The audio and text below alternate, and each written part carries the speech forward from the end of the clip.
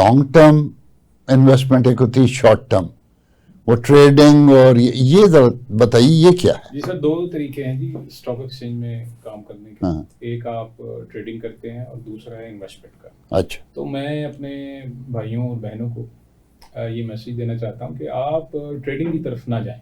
اچھا. آپ start investing سے شروع کریں. ٹریڈنگ پہلے بتائیں نا، ٹریڈنگ ہے کیا؟ ٹریڈنگ ہوتی ہے جیسے آپ نے نام سے بھی اس کے ظاہر ہے، یہ آپ نے کوئی چیز خریدی ہے اور وہ کچھ اگر 2-4 روپے اوپر چلی جاتی تو آپ اسے بیچ دیتے ہیں. یہ ٹریڈنگ ہے. آپ نے لیا، کل پرسوں اوپر چلا گیا، آپ نے اس شیئر کی قیمت اوپر چلی گئی، آپ نے اسے بیچ دیا.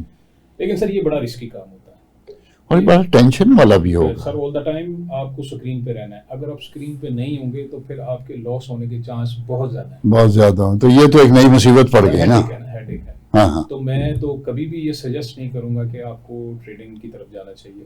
آپ لوگوں کو انویسٹمنٹ کی طرف جانا چاہیے. اور اس کا مطلب یہ ہے کہ جیسے آپ کی بات سے مجھے اندازہ ہوا کہ یہ جو لوگ ٹریڈنگ کی طرف جاتے ہیں وہ کسی زمانے میں نے بھی یہ کی ہوئی ہے، لاس ہونے کا ہوتا ہے.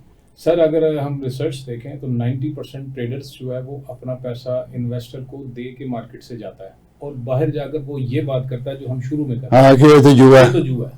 یہاں تو میں نے کبھی کسی کو پیسے بناتے ہوئے دیکھا ہی نہیں. تو یہ اس قسم کی بات ظاہر ہے سر وہ ٹریڈنگ کے مائنڈ سیٹ سے آیا. یہ جو ابھی آپ مائنڈ سیٹ کی بات کریں تو وہ یہ ہے، اس میں you have to be on your toes all the time and always tense. اب اس میں جو اٹریکشن ہے وہ یہ ہے کہ اس کے اندر جب آپ کا کوئی چھکا لگتا ہے نا تو وہ پھر چھکا زبردست قسم کا لگتا ہے اور وہ آپ کو اٹریکٹ کرتا ہے کہ ابھی آپ نے اگر فار ایگزامپل 1 لاکھ روپے لگایا تو اب ریمیننگ جو آپ کے پاس 25 لاکھ روپے پڑا ہے وہ بھی لگائیں کیونکہ آپ کا چھکا لگ گیا. لیکن یہ بھول جاتے ہیں لوگ کہ جو چھکا لگا ہے وہ بعض اوقات باؤنڈری کے پاس کیچ آؤٹ بھی ہو جاتا ہے.